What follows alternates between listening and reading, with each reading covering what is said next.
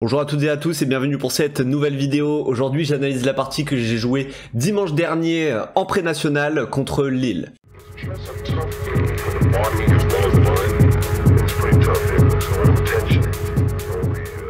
Dans cette partie, j'ai les pièces blanches et je joue contre l'Hermite Philippe, 1223 feed. Il a à peu près une soixantaine d'années. Quant à moi, j'ai toujours pas mon premier Elo feed, je suis toujours à 1199 sur le papier parce que j'ai pas assez joué de parties en cadence lente. Et comme j'ai les blancs, j'ouvre avec le coup D4. Mon adversaire répond cavalier F6 rapidement, je fais C4 pour accroître mon contrôle du centre, il répond E6, je développe mon cavalier en C3, à ce moment de la partie je m'attends à jouer une Nimzo indienne avec le coup fou B4, mais la première surprise, mon adversaire envoie le pion en D5, donc en fait il le retranspose dans un gambit-dame refusé. Alors je comprends pas pourquoi il n'a pas joué plutôt directement D5 et après C4, E6, cavalier C3, cavalier F6, mais bon. Si quelqu'un a la réponse, n'hésitez pas à vous manifester en commentaire, ça m'intéresse. Par cet ordre de coups, on joue tout de même un gambit-dame refusé et donc je joue la ligne principale, je développe mon mauvais fou en G5. Je viens clouer le cavalier F6 et je mets donc sous pression le pion D5. Mon adversaire répond avec le coup C5. Alors C5 c'est pas le coup principal de ce gambit-dame refusé. Là le coup principal c'est fou E7. Il y a cavalier BD7 qui est aussi jouable. Mais ici il me joue C5 et C5 dans cette position je connais pas. D'accord.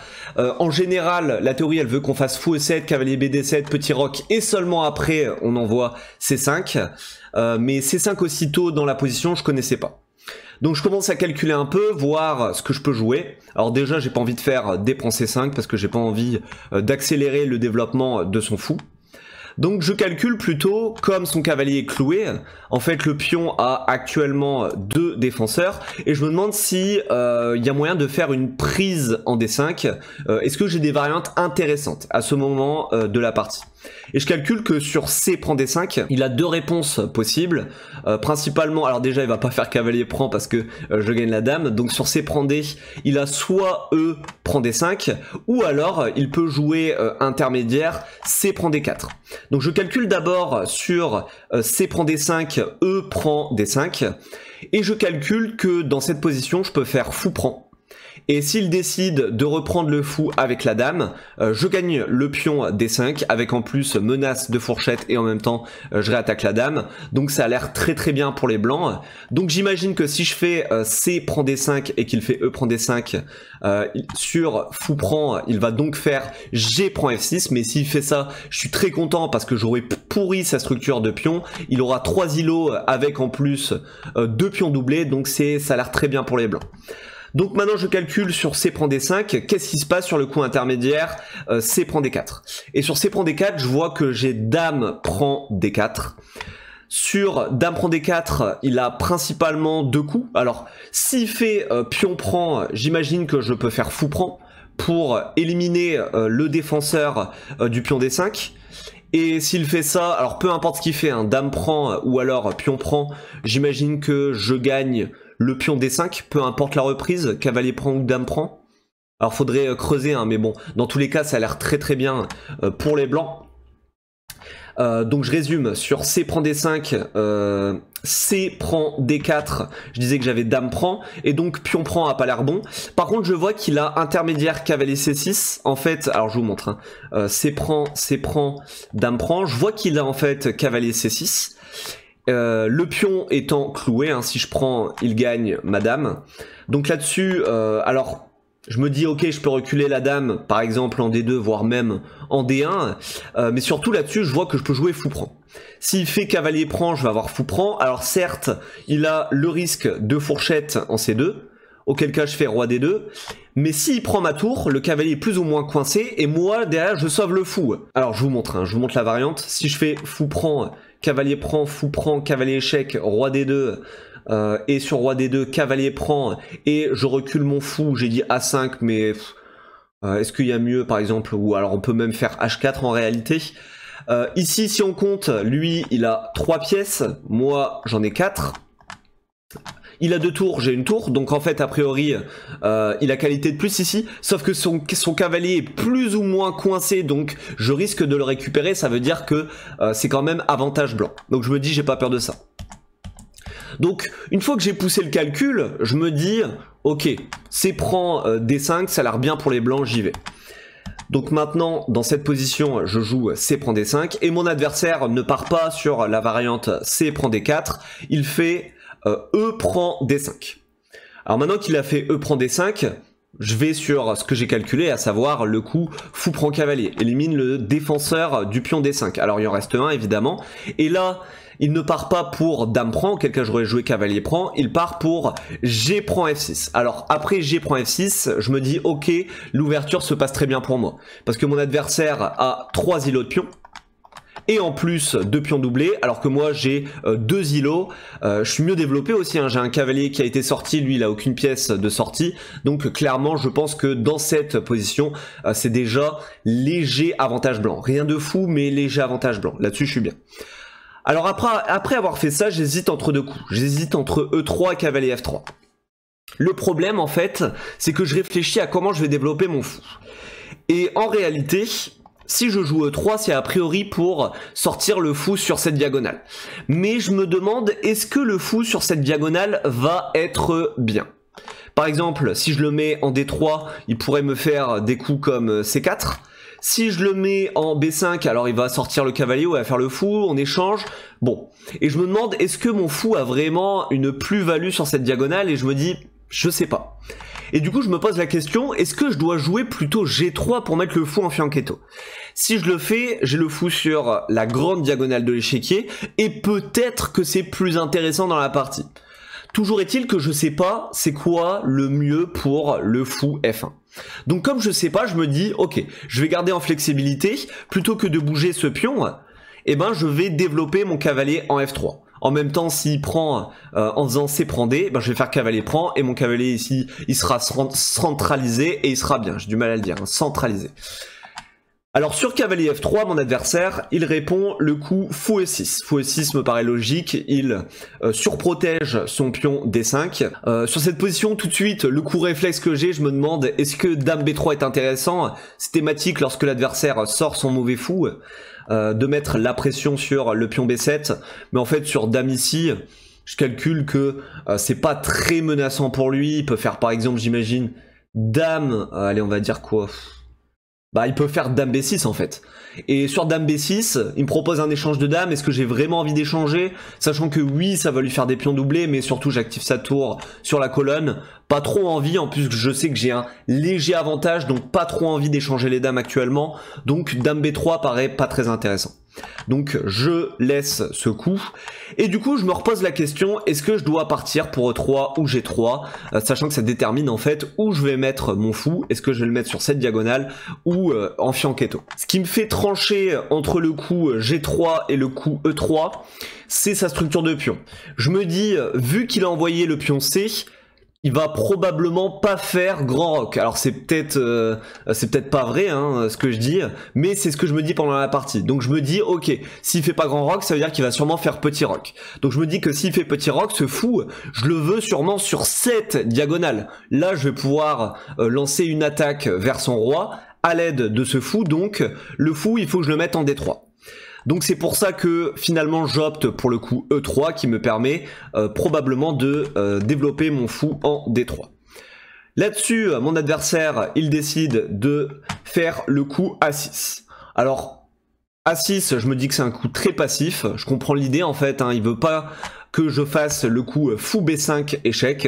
Mais après, de toute façon, je comptais pas le faire, hein, je comptais juste mettre le fou sur cette diagonale, surtout en D3, donc je me dis, ok, ça doit pas être un coup exceptionnel. Actuellement, si je fais fou D3, je me dis, pour lui, il y a sûrement C4. Et sur C4, il va falloir que je mette le fou en C2, et le fou en C2, il va boucher la colonne semi-ouverte, la colonne où j'ai envie de mettre ma tour, donc je suis un peu dérangé. Donc je me dis, ok, je vais jouer le coup tour C1, comme ça me permet, lorsque je fais fou D3 et qu'il joue C4, de replier le fou en B1, et j'ai fait passer ma tour de l'autre côté. Ma tour, comme ça, elle est bien placée sur la colonne semi-ouverte. Donc c'est pour ça que dans cette position, je joue tour C1. Tour sur la colonne semi-ouverte, je me dis ça peut pas être un mauvais coup. Dans tous les cas, ça va pour les blancs ici. Mon adversaire développe son cavalier en D7 et j'hésite à mettre mon fou en D3. Sauf que le problème de ce coup qui paraît naturel, hein, c'est vraiment la diagonale qu'on aime donner à notre fou de case blanche. Mais ce qui m'embête sur fou D3, c'est quand même son coup C4. Son coup C4, même si le fou est là, je me demande comment je trouve du jeu en fait, parce que son pion ici, mine de rien, il est assez embêtant. En général, on aime bien faire B3 lorsque l'adversaire avance un peu trop avec son pion, sauf que ici, je vois que je suis embêté avec le coup fou A3. Fou A3, ma tour est attaquée, elle doit bouger, et je sens que là, il y a des trucs assez déplaisants qui m'arrivent dans cette variante. Donc, fou D3 finalement me plaît pas, alors que à la base, j'avais prévu ça. Donc je réfléchis à d'autres coups. Et là je me dis, ok, est-ce que je dois jouer du coup G3 pour mettre le fou en fianchetto? Et je me dis, ouais mais G3 ça affaiblit quand même vachement les cases blanches. Même si j'ai un fou de case blanche, je me dis, c'est quand même bizarre de jouer G3 alors que j'ai joué E3. Donc je suis pas très fan du coup G3, je l'élimine. Et là je réfléchis, ok, qu'est-ce que je dois faire? Parce que ce pion C5 m'embête en fait. Il menace à tout le monde de faire C4. Et là du coup je me dis, ok, je suis obligé de faire D prend C5. Sauf que sur D prend C5, évidemment, j'ai l'impression qu'il est super content parce que il développe son fou gratos. C'est-à-dire j'accélère son développement. Et donc je me dis, non je peux pas jouer D prend C5. Je suis pas là pour l'aider en fait, ce monsieur. Donc je réfléchis longtemps et je commence à chercher d'autres coups. Et en réfléchissant à d'autres coups, je me dis, mais j'ai peut-être E4. Et là, je calcule le coup E4. Alors, le coup E4, je vous cache pas, me paraît hyper bizarre. Mais après, je sais que des fois, dans des positions, y a des coups auxquels on n'aurait jamais pensé, qui peuvent marcher. Et là, je me dis E4. Pourquoi pas E4? Et là, sur E4, je commence à réfléchir. Là, j'ai mis énormément de temps dans cette position pour jouer. J'ai pris un retard de 15 minutes par rapport à mon adversaire. Et je calcule sur E4 les différentes prises qu'il a. Je me dis, E4... S'il fait pion prend, alors je réfléchis un peu, dame prend me paraît embêtant parce qu'il va faire fou C5, il développe son fou avec gain de temps sur ma dame, pas terrible, donc sur pion, sur E4, pion prend, je me dis peut-être cavalier prend. Et cavalier prend, je me dis, ah c'est pas mal, je menace de prendre le fou E6, et si j'arrive à le prendre et qu'il fait E6, j'ai du dame échec. Donc je me dis, ah ça a l'air pas mal ça. Donc E4, pion prend, je me dis cavalier prend. J'arrête là le calcul. Alors évidemment, j'aurais dû calculer un peu plus loin, mais bon. Ensuite, sur E4, je calcule l'autre prise. Je me dis, s'il fait pion prend, qu'est-ce que je fais? Et je me dis, peut-être cavalier prend. Alors, sur E4, pion prend, je me dis, est-ce que j'ai du D5 qui attaque le fou E6? Mais en fait, je vois qu'il peut très bien jouer fou G4, donc en fait, c'est pas spécialement dangereux pour lui. Donc sur pion, pion prend, cavalier prend, je vois plutôt, du coup, cavalier prend E4, donc je montre ça, ça, ça. Et je me dis dans cette variante, ok, ça a l'air bien. J'ai des menaces de cavalier prend. J'ai des menaces peut-être plus tard de prise en F6. Alors pour l'instant c'est hyper bien protégé, mais je me dis peut-être que plus tard c'est intéressant. Je mets la pression sur le pion C5 parce que actuellement il a attaqué 3 fois. Donc je me dis bon, pourquoi pas. Donc finalement de manière désespérée je joue E4 parce que je ne trouve aucun développement intéressant à ce fou. Je joue ça. Et là, mon adversaire, c'est à son tour de beaucoup réfléchir. Et pendant qu'il réfléchit, là, il me rattrape un petit peu. Alors, il met pas autant de temps que moi. Hein. Donc, en fait, il me rattrape. Au moment où il joue, il a juste 5 minutes de moins que moi. Je me dis, ok, si ça le fait réfléchir, c'est que ça doit être un bon coup. Et mon adversaire, finalement, décide de capturer le pion E4. Et sur la capture du pion E4, je vais sur ce que j'ai calculé, à savoir cavalier prend. Au moment où je joue cavalier prend, je me dis, ah putain, il a peut-être des coups relous là-dessus. Je me dis, il a peut-être dame à 5 échec. Il a peut-être dame 7 aussi. Et pendant son coup, je réfléchis, qu'est-ce que je joue sur dame 7? Dame 7, en fait, ça m'a l'air un peu pénible parce que, mine de rien, ça menace d'une découverte. Et en fait, je vois que dame 7, c'est pas dangereux parce que j'ai juste à jouer dame 2. Sur n'importe quelle découverte du fou, je vais avoir du cavalier échec et la dame est clouée. Donc, en fait, pas spécialement dangereux. Et je tiens à dire quand même que le coup d'avant, avant qu'il capture le pion, j'avais vu que sur dame à 5 échecs, je pouvais juste remettre le cavalier. Donc là, il réfléchit. Et finalement, il me joue pas dame à 5 échecs qui avait l'air d'être quand même le plus dangereux, coup sur lequel je comptais juste replier le cavalier. Il joue dame B6. Et sur dame B6, je me dis ok, bon, ça a l'air d'être un coup. Je comprends l'idée, hein, il met la pression sur le pion B2. Aussi, il renforce la tension sur le pion D4, même si le pion D4 actuellement il est défendu 2 fois, donc ça n'a pas l'air spécialement méchant. Donc en fait, j'en déduis que son idée c'est surtout de mettre la pression sur le pion B2. Mais après je me dis, ok, le pion B2 si tu veux je te le donne, moi je me développe, et après comme ton roi est au centre, je risque d'avoir de grosses menaces sur ta position. Donc je me dis, ok, finalement dame B6 ça n'a pas l'air spécialement méchant. Donc sur dame B6, je décide tout simplement de me développer. Je joue fou E2. J'avais hésité aussi avec fou C4, mais fou C4, je me dis, je suis sur la colonne semi-ouverte de ma tour, donc ça n'a pas l'air d'être un coup. S'il fait fou prend, tour prend, je suis pas sûr que ma tour soit spécialement bien en C4, donc bon, j'ai préféré jouer fou E2. Et là, mon objectif, en fait, c'est tout simplement de mettre le roi à l'abri pour pouvoir attaquer tranquillement son roi plus tard.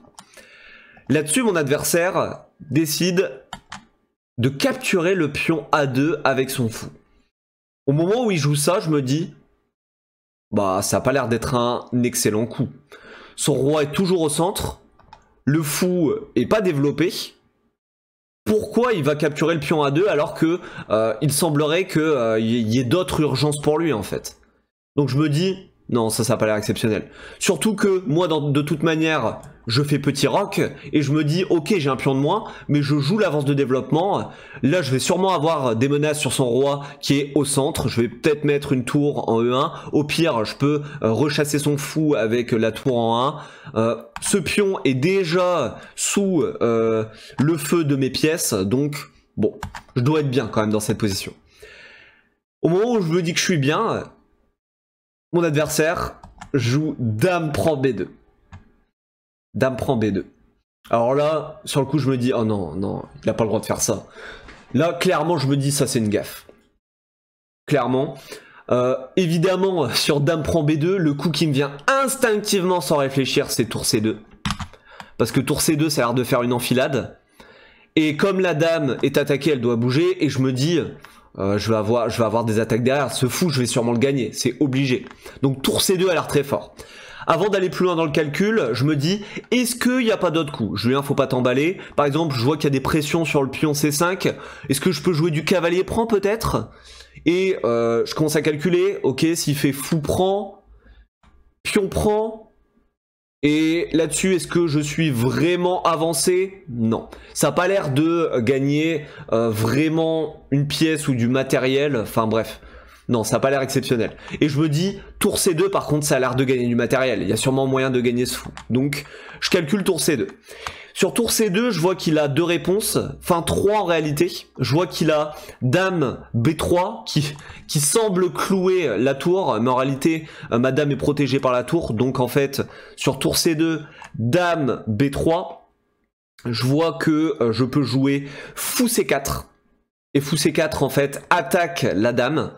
Et le fou est protégé par la tour. Donc, il doit rebouger sa dame. Et derrière, en fait, je gagne le fou avec fou prend. Oui, voilà, avec le coup fou prend, tout simplement. Donc, sur tour C2, j'en déduis qu'il peut pas faire dame B3. Donc maintenant, sur tour C2, je commence à voir pour lui fou B3. Avec l'idée que si je fais tour prend, il fait fou prend. Mais sauf que, après fou prend, j'ai tour prend, j'ai gagné une pièce. Donc, ça a l'air encore gagnant pour moi. Donc, sur tour C2, je commence à calculer dame A3.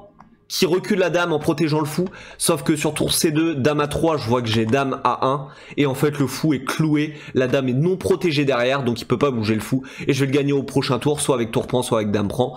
Donc en fait je calcule tout, et je vois que dans tous les cas, ça gagne du matériel, donc je pars pour tour C2.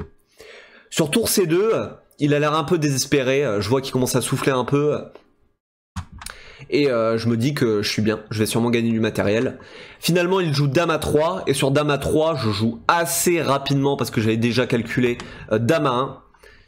Et après avoir fait dame 1, il recule sa dame. Et maintenant, j'hésite rapidement entre dame prend et tour prend, mais j'ai pas envie d'échanger les dames parce que je comprends que je vais avoir une attaque fatale contre son roi. Donc j'ai pas envie d'échanger, je veux garder en fait le matériel pour créer encore plus de danger sur son roi. Donc finalement, je fais tour prend qui attaque la dame. Sur tour prend, il doit bouger la dame. Il décide de la mettre en C7. Et là-dessus, je commence à tout simplement prendre le pion en C5. Là je menace cavalier échec, s'il fait fou prend, pion prend, je suis content, j'ai changé du matériel et comme j'ai une pièce de plus, je me rapproche de ma finale ultra gagnante. Sur cavalier prend, je réfléchis. Alors cavalier prend, ça n'a pas l'air exceptionnel non plus parce que il y a le pion ici qui est en prise, je peux jouer au pire cavalier prend. Cavalier prend et s'il fait fou prend, j'ai dame prend, enfin bref. Là il y a des menaces partout, je comprends que j'ai déjà une position assez écrasante. Finalement, il décide de développer son fou en G7. Alors je comprends l'idée, hein, il veut sûrement faire des découvertes avec le pion. Alors là, les découvertes actuellement ne marchent pas parce que son fou est non protégé. Donc pour l'instant, sa découverte, j'ai pas trop peur. Sur ça, je décide de mettre mon cavalier en D6 sur échec. Alors là, c'est le coup que j'ai joué le plus rapidement parce que ça me semblait tellement logique de mettre le cavalier sur cette excellente case. En plus, en déroquant le roi noir. Donc je me disais, dans tous les cas, ça peut pas être mauvais. Il recule son roi en F8. Et maintenant, je centralise ma dame en D4. Alors il y avait probablement des coups plus forts, mais je me dis que mettre ma dame en D4, ça ne mange pas de pain. Ici, je pense qu'elle a plus de perspective qu'en A1, parce que de toute manière, j'aurais dû la replacer. Mon adversaire ici déplace sa tour en G8. En fait, l'idée, j'imagine, c'est peut-être de créer du contre-jeu sur la colonne G par rapport au roi qui est actuellement en G1, mais je vois pas trop de menaces parce que le pion il va être attaqué une seule fois, donc ça va pour moi. Alors il aurait pu déjà jouer le coup F5 j'imagine, mais sur F5 qu'est-ce que j'avais? Ah oui, j'avais vu que j'avais juste dame D5 et je menaçais mat, donc je m'en foutais. Donc lui il a préféré faire tour G8. Alors là-dessus, je place ma tour inactive sur la colonne B, je mets la pression sur le pion. Donc là actuellement je menace tour prend. Mon adversaire défend le pion avec tour B8. Et ici, je place ma dame en D5, l'idée est double, je mets encore plus de pression sur le pion B7. Et en même temps, je menace mat sur le pion F7. Je m'attendais à ce qu'il fasse cavalier prend, et sur cavalier prend, j'aurais sûrement replacé la tour en C1. Parce que ça cloue la pièce, ça a l'air plutôt pas mal. Et là-dessus, mon adversaire, à ma surprise, joue roi E7. Alors roi E7, je comprends pas trop honnêtement, mais dans tous les cas, je me dis, bon dame prend F7, ça a l'air plutôt très fort. Donc je fais dame prend F7, échec, la dame est protégée par le cavalier, et en plus j'attaque la tour non protégée. Donc il met son roi en D8. Là je joue assez rapidement dame prend tour. Alors j'ai réfléchi rapidement, je me suis dit Julien t'enflamme pas, t'as peut-être des coups plus forts. Donc j'ai regardé vite fait cavalier D4 et après je me suis dit ok cavalier D4 il a peut-être des coups comme tour ici. Alors tour ici en réalité j'aurais pu prendre le fou. Ah ou même j'avais cavalier ici, cavalier échec qui faisait mat. Alors j'ai pas poussé trop le calcul, j'avais juste envie de finir rapidement la partie. Et je me suis dit, si je fais dame prend tour sur échec, là j'ai tour, pièce de plus, il va sûrement abandonner la partie. Mais il abandonne pas le monsieur. Le monsieur est très combatif, c'est tout à son honneur. Là-dessus, il met son cavalier en F8. Là je réfléchis et je me dis ok la dame elle est un peu bizarre ici, il faut que je la replace. Et là le coup qui me vient à l'esprit directement c'est dame E6. Je me dis avec dame E6 je menace mat en E8. Et là je réfléchis un peu plus et je me dis oula Julien, dame E6 il y a surtout cavalier prend. Et je me dis oula commence pas à avoir des idées comme ça Julien, concentre-toi, la partie elle est pas terminée. Là c'est le relâchement un peu qui m'envahit. Et donc plutôt que de mettre la dame en E6, finalement je la mets en D5. Là je menace une découverte avec le cavalier, donc je me dis que c'est forcément un bon coup. Il met son roi en D7. Là je calcule rapidement, je me dis ok j'ai peut-être dame échec mais le roi recule etc. Est-ce que c'est vraiment intéressant? Et très rapidement je vois que j'ai la découverte avec le cavalier, la découverte cavalier B5. La dame attaque le roi et le cavalier attaque la dame. Il peut pas clouer la dame ici parce que je la prends tout simplement. Donc dans tous les cas mon adversaire perd sa dame au prochain tour. Et mon adversaire finalement abandonne. Logiquement, on se serre la main et là-dessus, il me dit à la fin de la partie, je pense que j'ai fait une erreur dans l'ouverture et je lui explique mon point de vue à ce moment-là, et à savoir que fou prend A2, donc je rembobine un peu pour montrer, je lui explique mon ressenti, à savoir que fou prend A2, j'avais trouvé ça gourmand déjà. Et j'ai raison, hein, parce que l'ordinateur évalue ma position à +1 après fou prend A2. Et je lui explique que après petit roc, dame prend B2 était sûrement déjà perdant, parce que dû à l'enfilade avec tour C2. Maintenant, on analyse. Comme vous le voyez, dans cette position, j'ai une précision de 87,5, mon adversaire 71,6. Un elo estimé à 1650 pour moi et 1250 pour lui. Alors, on y va pour le bilan. Donc là, jusque là, c'est théorique, il dit. Donc C prend D5, coup clé suivant. Et là, mon coup E4 qui était une erreur, honnêtement, je m'y attendais. Parce que j'ai vu que c'était un peu bizarre la position avec le cavalier en E4. Puis surtout, je me suis dit, après la partie, je me suis dit, pourquoi je fais E4 alors que mon roi est toujours au centre? C'est-à-dire, mon idée, en fait, c'était un peu de dynamiter la position, sauf que dynamiter la position quand on a un roi au centre, c'est pas très malin, donc je comprends que ce soit une erreur. Alors après, c'est pas catastrophique, hein, la position qui a moins 0,26, mais évidemment, il y avait mieux à faire. Le meilleur coup ici, c'était D prend C5. Je l'ai compris après, mais ça me semblait pas logique sur le coup, parce que j'avais l'impression d'accélérer son développement, sauf que son pion C5 était très embêtant, c'est pour ça qu'il fallait que je le capture, en fait. Et là, si je fais D prend C5, je suis à +1,56. Hein. Déjà, avantage blanc ici. Fou prend A2, je m'en doutais, c'est une erreur. Évidemment, il aurait mieux fait de développer son fou, essayer de mettre le roi à l'abri. Plus 1,30 après fou prend A2. Et le meilleur coup pour lui, c'était le grand roc. Alors, grand roc, ça paraît super osé avec la tour en face du roi. Moi, à sa place, j'aurais plutôt essayé de développer le fou pour faire petit roc rapidement, mais ok. L'ordinateur fait grand roc. Et sur grand roc, il dit que c'est nul, hein, c'est ça qui est fou. Incroyable.